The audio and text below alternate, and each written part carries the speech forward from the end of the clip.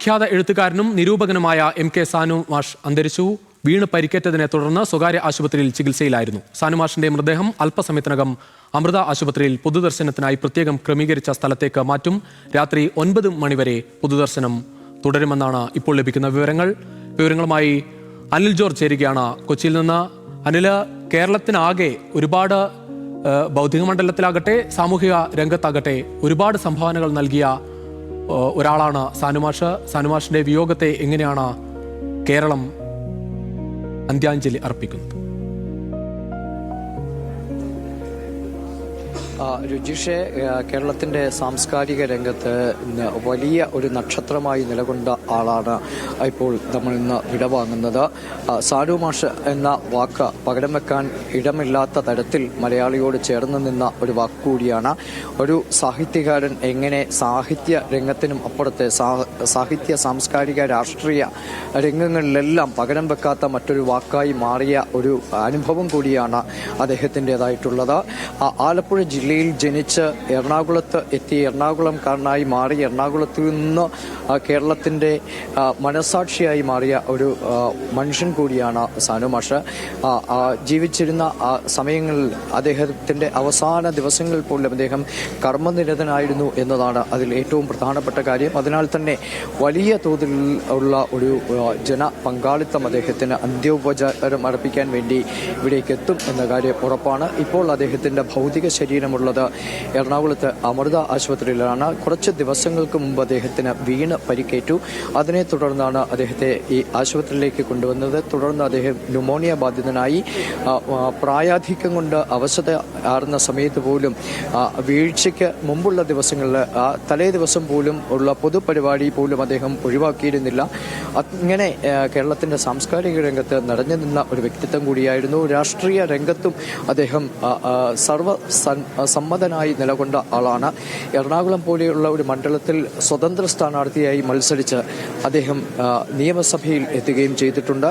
അങ്ങനെ സാഹിത്യ രംഗത്തിനും അപ്പുറം സാഹിത്യം, സാംസ്കാരികം തുടങ്ങി കേരളത്തിൻ്റെ എല്ലാ മണ്ഡലങ്ങളിലും നിറഞ്ഞു നിന്ന ഒരു വ്യക്തിത്വം എന്ന് വിശേഷിപ്പിക്കാം. മലയാള സാഹിത്യത്തെ സംബന്ധിച്ചിടത്തോളം ഒരു തീരാ നഷ്ടം കൂടിയാണ് അദ്ദേഹത്തിൻ്റേത്.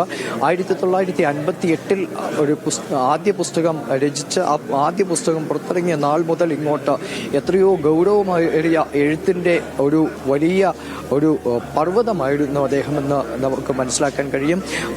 ജീവചരിത്ര മേഖലകളിൽ അദ്ദേഹം പകർന്നു നൽകിയ സംഭാവനകൾ അത്രത്തോളം വിലപ്പെട്ടതാണ്. ആ ഒരു മേഖലയിൽ മാത്രമല്ല, സാഹിത്യ നിരൂപണത്തിലും അതുപോലെ തന്നെ സാഹിത്യത്തിൻ്റെതായ എഴുത്തിൻ്റെതായ എല്ലാ മേഖലകളിലും അദ്ദേഹം കൈവരിച്ച നേട്ടങ്ങളൊപ്പം തന്നെ അദ്ദേഹം നൽകിയ സംഭാവനകൾ മലയാള ഭാഷയ്ക്ക് നൽകിയ വലിയ സംഭാവനയാണെന്ന് കാണേണ്ടതുണ്ട്. ഒരു ഹൈസ്കൂൾ അധ്യാപകനായി അദ്ദേഹത്തിൻ്റെ ഒരു അധ്യാപകൻ എന്ന നിലയിൽ ഉള്ള പ്രവർത്തനം ആരംഭിച്ചു. പിന്നീട് അദ്ദേഹം വിവിധ ഗവൺമെൻറ് കോളേജുകളിൽ അദ്ദേഹം അധ്യാപകനായി പ്രവർത്തിച്ചു. അതിൽ ഏറ്റവും ശ്രദ്ധേയമായിരുന്ന ഒരു കാലഘട്ടം എന്ന് പറയുന്നത് മഹാരാജാസ് കോളേജിലെ അദ്ദേഹം പഠിപ്പിച്ചിരുന്ന ഒരു കാലഘട്ടമായിരുന്നു. ഒരുപാട് ശിഷ്യസമ്പത്ത് ആ കാലയളവിൽ അദ്ദേഹം നേടിയെടുത്തു. ആ ശിഷ്യസമ്പത്താണ്, ആ സ്വീകാര്യതയാണ് അദ്ദേഹത്തിന് എറണാകുളം പോലെ ഒരു മണ്ഡലത്തിൽ നിന്ന് ഒരു ഇടതുപക്ഷ സ്വതന്ത്ര സ്ഥാനാർത്ഥിയായി മത്സരിച്ച് വിജയിക്കാനുള്ള ഒരു സ്വീകാര്യത അദ്ദേഹത്തിന് നേടിക്കൊടുത്തത്. ഇടതുപക്ഷത്തോടൊപ്പം രാഷ്ട്രീയത്തിൽ നിലകൊണ്ടപ്പോഴും അതിനുമപ്പുറം കേരളത്തിൻ്റെ എല്ലാ പക്ഷങ്ങളോടും ചേർന്ന് നിൽക്കുന്ന ഒരു പൊതു സ്വീകാര്യനായ ഒരു രാഷ്ട്രീയക്കാരൻ എന്ന നിലയിലേക്ക് കൂടി സാനു മാഷിനെ കേരളം ഓർത്തെടുക്കുന്നു. സാഹിത്യകാരൻ, സാംസ്കാരിക നായകൻ, ഒപ്പം രാഷ്ട്രീയക്കാരൻ തുടങ്ങി അധ്യാപകൻ തുടങ്ങി ജീവിതത്തിൻ്റെ വിവിധ മേഖലകളിൽ അദ്ദേഹം നിറഞ്ഞു നിന്നു. അത്രത്തോളം ഈ കേരളത്തോട് ചേർന്ന് നിന്ന മറ്റൊരു സാഹിത്യകാരനോ അല്ലെങ്കിൽ ഒരു സാംസ്കാരിക നായകനെയോ അല്ലെങ്കിൽ ഒരു രാഷ്ട്രീയക്കാരനെയോ ഒക്കെ കണ്ടെടുക്കുക വിരളമാണ്. അതുകൊണ്ട് പകരക്കാരനില്ലാത്ത ഒരു വാക്ക് ആയി സാനു മാഷ് നിലകൊള്ളുകയും ചെയ്യുന്നു.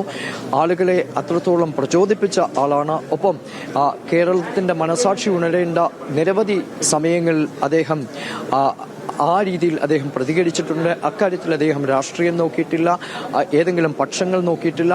അങ്ങനെ ഒരു തരത്തിലുമുള്ള വ്യത്യസ്തതകളോ വിവേചനങ്ങളോ കാട്ടാതെ നീതിയുടെയും ന്യായത്തിന്റെയും പക്ഷത്ത് നിലയുറപ്പിച്ചുകൊണ്ടിരുന്ന ഒരു മഹാനായ ഒരു രാഷ്ട്രീയ സാംസ്കാരിക നായകനെയാണ് ഇപ്പോൾ കേരളത്തിന് നഷ്ടപ്പെട്ടിരിക്കുന്ന. അദ്ദേഹത്തിന്റെ ഭൗതിക ശരീരം അല്പസമയത്തിനകം തന്നെ ഈ പ്രത്യേകം തയ്യാറാക്കിയിരിക്കുന്ന സ്ഥലത്തേക്ക് ആശുപത്രിയിൽ നിന്ന് കൊണ്ടുവരും. ഇന്ന് 9 മണിയോടുകൂടി അദ്ദേഹത്തിന്റെ ഭൗതിക ശരീരം ഇവിടുത്തെ അത് തന്നെയാണ് സാനുമാഷിന്റെ വാക്കുകൾ. ഒരുപാട് ആളുകൾക്ക് പ്രചോദനമായത് മാത്രമല്ല, ഏതൊക്കെ വിഷയങ്ങളിൽ പ്രതികരിക്കേണ്ട വിഷയങ്ങളിലൊക്കെ പ്രതികരിച്ചു. അനേകായിരം ശിഷ്യസമ്പത്ത് ഉണ്ടായിരുന്ന ഒരു ആൾ കൂടിയാണ് സാനുമാഷ്. ഒരുപാട് കാര്യങ്ങളിൽ കേരളത്തിനാകെ വഴികാട്ടിയായ ഒരാളാണ് വിടവാങ്ങുന്നത്. അനിൽ ജോർജാണ് കൊച്ചിയിൽ നിന്ന് വിവരങ്ങൾ നൽകിയത്.